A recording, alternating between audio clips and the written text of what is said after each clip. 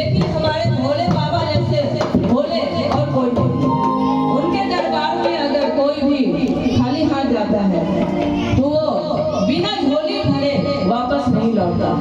और हमारे भोले दानी तो इतने भोले हैं, इतने भोले हैं कि उनसे कुछ भी मांगो तो वो हंस के दे देते हैं। बाद में क्या होगा उसकी फिक्र उनको नहीं है कि भक्तों के लिए ये जरूरी है, क्या जरूरी है। भक्त ने मांग लिया और उन्होंने दे दिया।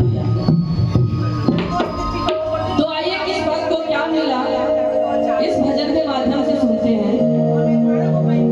शंकर दयाल दूसरा तुमसा कोई नहीं, शंकर दयाल दूसरा तुमसा कोई नहीं। मेरे से पहले तू धन क्यों सोचता नहीं, मेरे से पहले तू धन क्यों सोचता नहीं।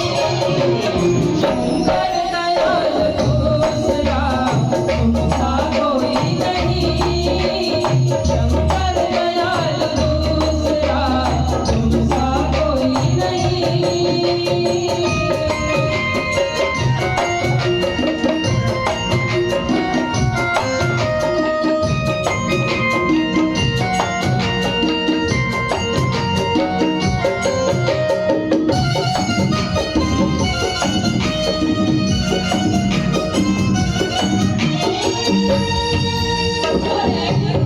एक व्यक्ति था भस्मासुर नाम का, और उसने भगवान शिव की बहुत ही मन से कई हजारों वर्ष तक उन्होंने तपस्या की।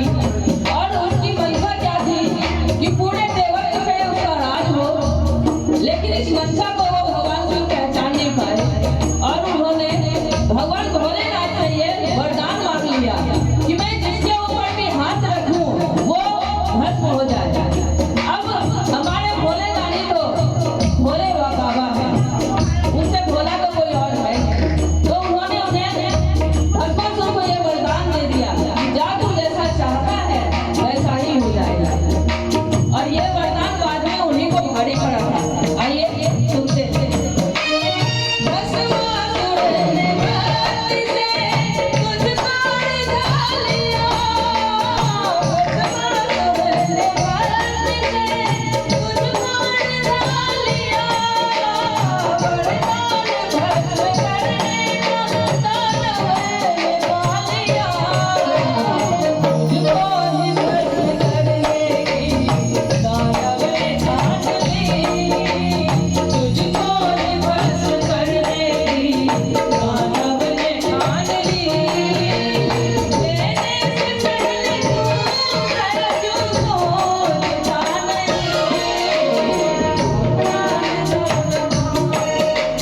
तुमसा कोई नहीं, शंकर दयाल दूसरा तुमसा कोई नहीं।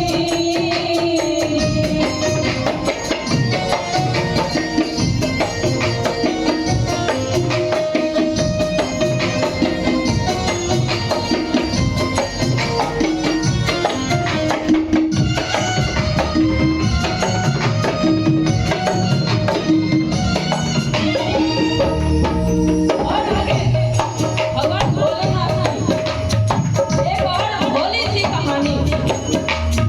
सबको पता है कि सोने की लंका रावण की थी, लेकिन असल में वो रावण की नहीं थी।